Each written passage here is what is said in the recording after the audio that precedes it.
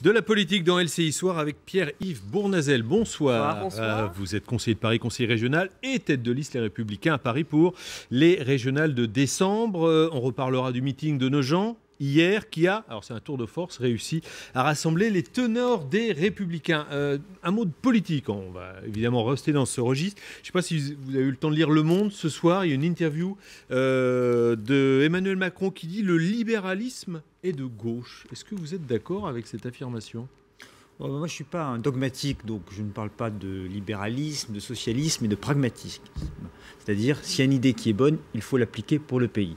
Or, M. Macron a souvent de bonnes idées. Par exemple, sur le travail le dimanche, et je le vois à Paris, et le met en application, et je l'ai soutenu, et nous le soutenons. Contre l'avis d'ailleurs de Mme Hidalgo, la maire de Paris, qui est sur une posture extrêmement dogmatique. En revanche, c'est là aussi un grand diseux et un petit faiseux, M. Macron, malheureusement, parce qu'il évoque beaucoup de sujets. Il faut réformer notre fonction publique, il a raison, mais il ne va pas le faire. Il faudrait réformer notre contrat de travail, mais il ne va pas le faire.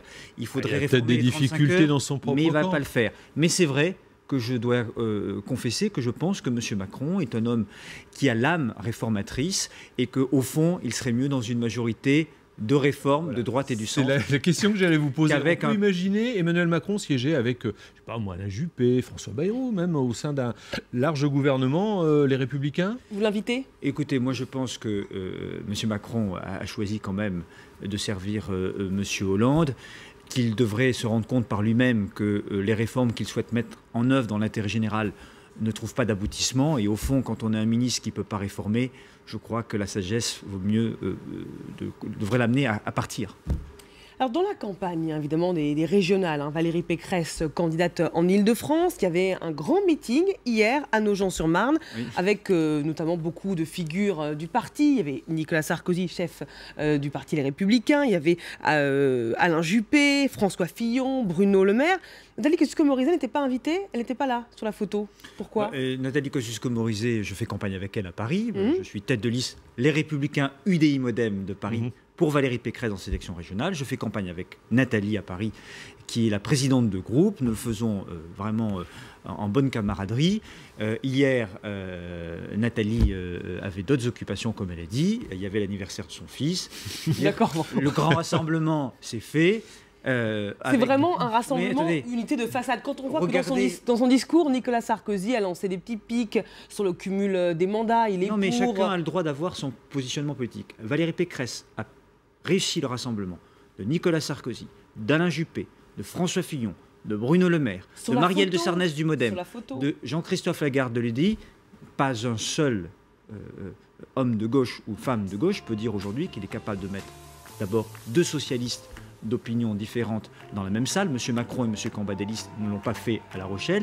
Et je ne parle pas d'Europe Écologie Les Verts qui vient de se scinder en deux. Je ne parle pas du Front de gauche et du Parti communiste qui ont du mal à travailler ensemble. Au moins, nous, on est capable de rassembler parce qu'on sait que les difficultés du pays nous obligent à être capables de nous rassembler dans l'intérêt général. Dans certaines régions, et là je me projette dans le second tour, il y a des personnalités au PS qui ont dit si on est derrière les Républicains, derrière le Front National, on doit apporter nos voix, on doit fusionner avec la liste Les Républicains. C'est a priori parce qu'il se dessine en Ile-de-France où vous êtes candidat. Mais qu'est-ce que vous pensez de cette attitude ? Il appartiendra au Parti socialiste de décider de ce qu'il veut faire. En tout cas, il n'y a pas de fusion pour moi possible. Parce que la fusion, cela veut dire que des socialistes et des républicains ou des centristes pourraient travailler ensemble, alors qu'ils ne sont pas d'accord sur les projets. Je vous donne un seul exemple. En région Île-de-France, c'est le matraquage fiscal, parce qu'ils ont augmenté, toute cette majorité de gauche, toutes les dépenses publiques de fonctionnement, donc tous les impôts, toutes les taxes possibles et inimaginables. On le voit par ailleurs à la ville de Paris, tous les tarifs. Eh bien, nous voulons rompre avec cette politique. Nous voulons baisser la dépense publique de fonctionnement pour mieux investir, par exemple, sur les transports, la formation professionnelle ou l'apprentissage. Nous n'avons pas la même vision de développement d'une région. Nous ne pouvons pas les gouverner ensemble. Il est bon que dans une démocratie, il y ait une gauche, il y a une droite. Bien sûr, parfois, il peut y avoir des sujets qui nous rassemblent. Je l'ai dit tout à l'heure, je ne suis pas sectaire. Quand M. Macron fait le travail le dimanche, je soutiens dans l'intérêt de ma ville, Paris. Mais simplement, si on veut faire monter le Front National, alors continuons à dire que la gauche et la droite, c'est la même chose. Or, il y a des différences fondamentales, notamment dans la gestion de la région. Valérie Pécresse, c'est une présidente à temps plein, si elle est élue, c'est-à-dire qu'elle ne cumulera aucun autre mandat, aucune autre fonction. Ça sera une présidente entrepreneur. Je ne vois M. Barthelone ni à temps plein, ni entrepreneur. Question d'actualité concernant la Syrie. François Hollande a prononcé un discours à la tribune, à l'ONU. La position de la France n'a pas changé. Il veut écarter notamment Bachar al-Assad de la solution politique. Êtes-vous d'accord ? Écoutez, c'est un problème extrêmement complexe. Je pense que la France, malheureusement, a pris du retard, depuis notamment 2013. Il y a aujourd'hui un génocide, les chrétiens notamment, les chrétiens d'Orient, pas seulement, aussi des musulmans qui résistent et qui ne pensent pas comme l'État islamique. L'État islamique est le principal danger de cette région. Sa progression militaire, géographique, doit nous inquiéter et touche bien sûr à la fois le Proche et Moyen-Orient, mais aussi nos intérêts européens, parce qu'on voit bien avec la crise des réfugiés, on le voit bien avec le terrorisme, il faut vraiment éradiquer l'État islamique. Et moi, je regrette que la France ne soit pas leader en la matière. M. Hollande a perdu trop de temps. Et parce qu'il a perdu du temps et qu'il n'a pas su créer autour de lui une coalition d'action militaire en Syrie, eh bien, M. Poutine lui parle. C'est dur quand même la France par rapport à la puissance militaire russe ou américaine.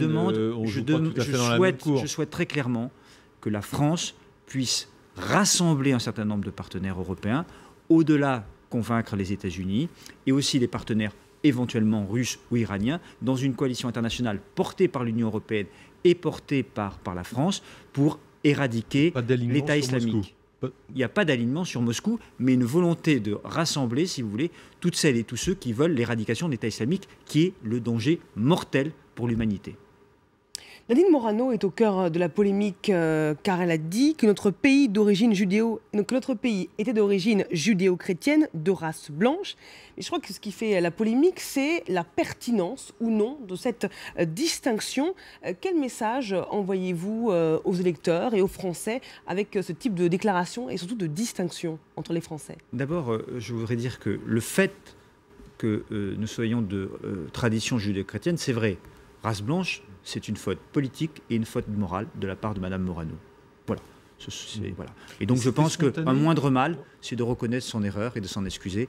À défaut, je crois qu'il faudra réfléchir très sérieusement à la place de Nadine Morano dans notre famille politique, parce que nous ne pouvons pas accepter que des mots comme ça soient employés en République française. Pour moi, il n'y a pas de distinction possible entre les citoyens et certainement pas sur des questions de race, car pour moi, il n'en existe pas, il y a simplement l'humanité. Donc je vous écoute, c'était d'après vous spontané, si l'on peut dire, c'était pas réfléchi, voire même téléguidé, certains s'interrogent. Est-ce qu'il n'y a pas une répartition des rôles chez les Républicains ? Non, il n'y a pas de répartition des rôles très sur ce genre de fort. sujet. Vous savez ce qu'avait dit Nicolas Sarkozy ? Je veux du gros rouge qui tâche, en 2012, avant le deuxième tour de la présidentielle. Je viens vous le dire très clairement, c'est une faute politique, plus grave, c'est une faute morale. Un petit tour peut-être avant de reprendre notre interview, parce que Thibaut Vizerian, qui a l'œil sur les réseaux sociaux, nous a alerté tout à l'heure en nous disant que ça se déchaînait sur ce thème de Nadine Morano, que vous venez de condamner, on l'a bien compris, très clairement. Alors, on va faire justement un petit résumé de ces dernières 48 heures. C'est Nadine Morano, la polémique, épisode 2218, vu du web, en tout cas vu des réseaux sociaux. La France, un pays de race blanche, c'est ce qui a choqué sur le web. Ce soir, sur Facebook, sur sa page, Nadine Morano parle, elle, de lynchage médiatique. Pour autant, ce ne sont pas vraiment les médias qui lui font la leçon. Vu du web, ce sont bien les citoyens, les internautes, qu'ils soient militants de droite, de gauche ou simples citoyens. Ici, donc, Gérald Darmanin. Je crois que le Bachaga Boilem et Félix Eboué ne voient pas le lien entre race blanche et être français. D'autres tweets, des dizaines, des centaines pour faire la leçon à Nadine Morano. Et puis, une pétition également. En quelques heures, plus de 30 000 signataires. Retirer Nadine Morano de la liste Les Républicains UDI Modem au régional. Exiger sa suspension du parti et sa démission de son mandat d'eurodéputé. En quelques heures, près de 30 000 signataires. Il y a une vraie fronde anti-Nadine Morano. Alors, ceux qui parient sur l'humour sur Twitter s'en donnent à cœur joie. Ça continue de tweet en tweet, de parodie en parodie, de dessin en dessin, de nombreuses caricatures. Les caricaturistes qui se moquent volontiers. Une lettre ouverte d'un citoyen sur Facebook a même été partagée plus de 30 000 fois ce soir, avec énormément de likes, de j'aime, où dans cette lettre ouverte, un citoyen, Nicolas Huguenin, vous voyez cette lettre ici, s'en prend à Nadine Morano et lui fait la leçon. Non, la France n'est pas un pays de race blanche, les Albanais sont blancs et musulmans, Desmond Tutu est noir et chrétien, le pays musulman le plus peuplé du monde est l'Indonésie, habité par des jaunes, et ça continue comme ça, pendant de longues minutes de lecture. Elle est catholique, la France, elle n'est pas judéo-chrétienne, elle l'est parce que pendant 1300 ans, on n'a pas permis aux Français d'être autre chose. Voilà une lettre qui a eu énormément d'écho sur Facebook, et donc vous, Pierre-Yves Bournazel, vous parlez de faute politique. Et morale, et de l'avenir de Nadine Morano. Ça fait pas un peu lynchage quand même, ce qu'on voit sur les réseaux sociaux ce soir? Je pense qu'elle pourrait s'excuser de ses propos et reconnaître son erreur. Ce serait un moindre mal. Je le regrette parce que Nadine Morano a été déjà victime de lynchage pour des choses pas très importantes, au fond. Et donc, mais les propos qu'elle a tenus sont faux, tout simplement faux, et ils sont sur le plan moral inqualifiables. Donc moi, je ne peux pas l'accepter, c'est tout. Je ne réfléchis pas en membre d'un parti, je réfléchis en tant que citoyen et homme libre. Et donc je dis à Nadine Morano, il n'existe pas de race, il n'existe que des humains, et on n'a pas à les distinguer selon la couleur de peau, et on ne mélange pas les racines judéo-chrétiennes avec la race blanche, ça n'a rien à voir. C'est une méconnaissance totale de l'histoire, et donc je crois qu'elle doit reconnaître sa faute, et si elle ne voulait pas la reconnaître, eh bien, elle s'exposerait, je pense, effectivement, à des sanctions extrêmement lourdes, parce que, à commencer par ses électeurs et par les militants, donc il est encore temps de s'excuser, de reconnaître sa faute. Merci Pierre-Yves Bournazel d'avoir été avec nous dans LCI Soir.